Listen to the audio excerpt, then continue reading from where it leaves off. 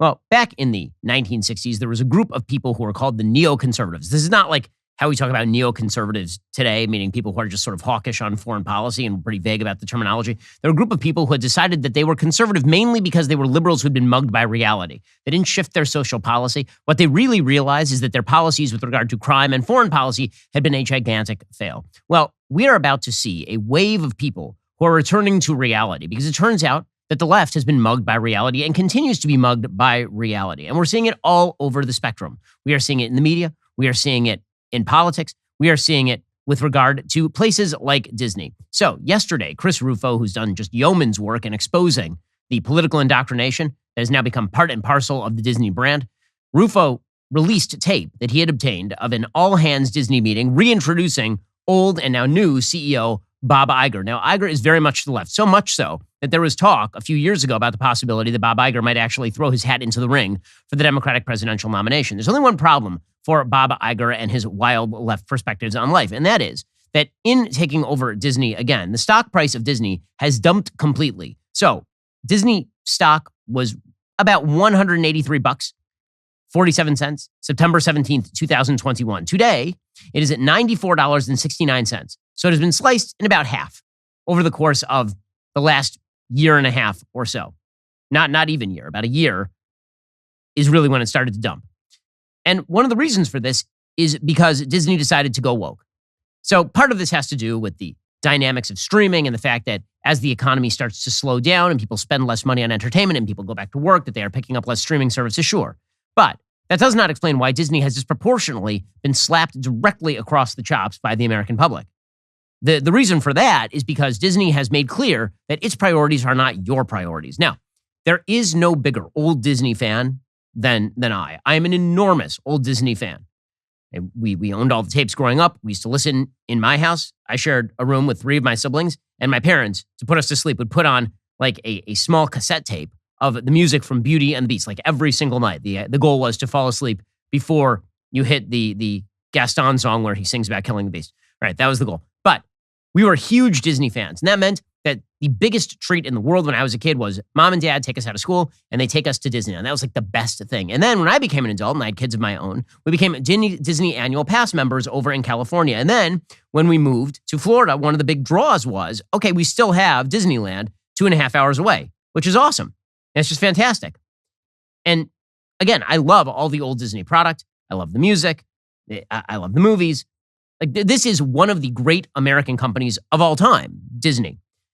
But it became clear over the past few years that they were now attempting to inject woke politics into what they were doing, particularly with regard to LGBT issues. And just a few months ago, Chris Rufo revealed an all-hands Disney meeting in which people were openly bragging about injecting a quote-unquote not at all secret gay agenda into Disney content. And that followed hard on Disney injecting itself directly into politics in Florida for no apparent reason. Florida passed a bill that was designed to prevent the sexual indoctrination of children under the age of 8.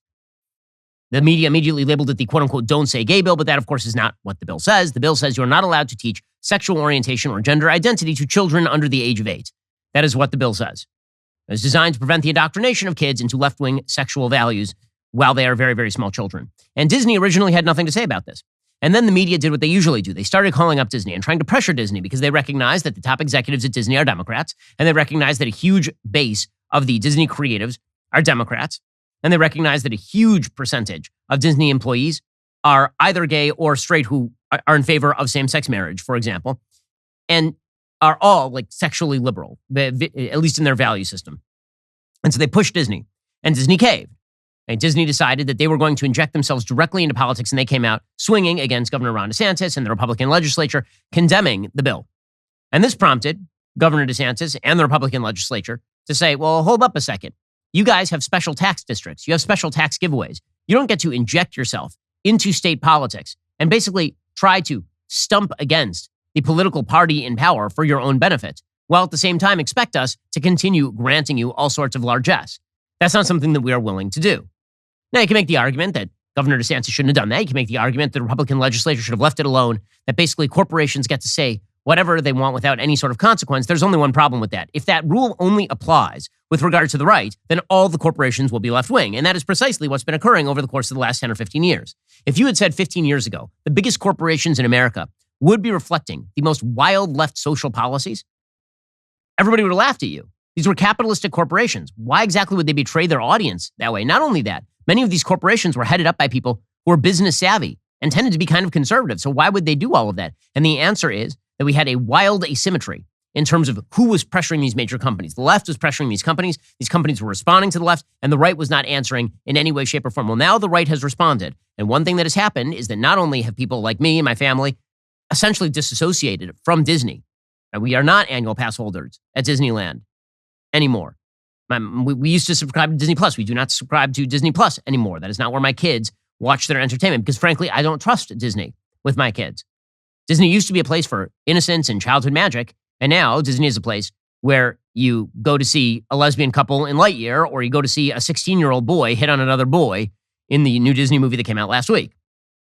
Well, unsurprisingly, there are a lot of parents who feel about this stuff the way that I feel about this stuff, the way my wife feels about this stuff. And so Disney has been taking it absolutely on the chin, which necessitated that Bob Chapek, who'd been the sort of interim director, he'd been brought in to replace Iger when Iger stepped down. He has now been ousted, and Iger is back. So Iger did an all-hands meeting. And in this all-hands meeting, he said, it's time to quiet things down and move back to political neutrality. Now, do I trust that Disney is actually going to do this? Do I trust that Disney isn't going to continue to inject its politics into what it does? I don't think they're going to stop. I think they're going to continue to inject the politics. I think they're going to do it in slightly more subtle fashion. I think they're going to try to raise a few less hackles because, after all, doing it very publicly and very openly is what has brought about this state of affairs for Disney financially. But the fact that Disney is feeling the pressure is once again a sign that when the right rears its head, not even the right, when mainstream parents rear their heads and say, we are not interested in products that try to sell this garbage, then corporations do listen. Counter pressures work, in other words. Here's Bob Iger admitting that it's time to go back to neutrality. Many cast members had wished that Disney stayed out of politics. Will Disney stay out of making political statements? You know, I think there's a misperception here about what politics is. And I think that some of the subjects that have proven to be controversial as it relates to Disney have been branded political, and I don't necessarily believe they are. I don't think when you are telling stories and attempting to be a good citizen of the world that that's political. Okay, so you can already hear that he is reluctantly dissociating. So this is why I say I don't trust Disney at all, because what he's saying is it's not really political. When we inject LGBTQ messaging into children's film, that's not political, guys. That's just the way the world works. And this is the left-wing echo bubble that exists in Hollywood and in the media, is that no matter how far left they push, they're just reflecting reality. That's why you're evil. Right? This is why the typical imbalance in politics has been that the right has suggested that the left is wrong and the left has suggested that the right is evil, because the right says, we have an opinion about a thing and you have an opinion about a thing and we think your opinion is wrong. And the left has said, we reflect the facts. We reflect the world and you oppose the facts and the world, and therefore you are evil and you are bigoted. You can hear that sort of language from Bob Iger, and you can hear the deep sigh when asked if they're going to get out of politics. But even Bob Iger understands market necessities. So he was asked about the situation in Florida, and he says, yeah, we kind of regret that we put our foot in that water. The alligator bit it off.